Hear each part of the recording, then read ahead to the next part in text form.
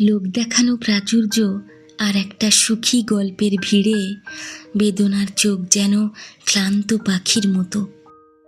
বুকের ভিতর বয়ে নিয়ে যাওয়া ক্ষত প্রলেপ দিতে দিতে আমরা যেন প্রতিচ্ছবি কিংবা ধূসর ছায়া।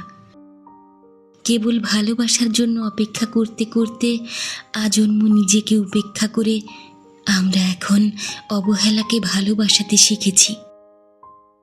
নিজের প্রতি নিজের যে দারুণ অবহেলা, তা ভালোবাসার চেয়ে যোজন যোজন এগিয়ে।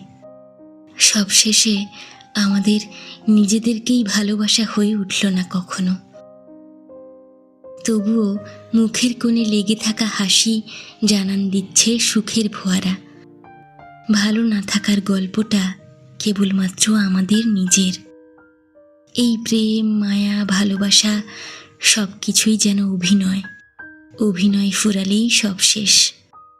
আমরা আবার সেই একাই হয়ে যাই। আসলে একাকিত্বটাই আমাদের নিজস্ব জগৎ, এটাই সত্যি। বাকি সবটাই অভিনয়, মিথ্যে ধুলো আর কোনো রকম বেঁচে থাকা।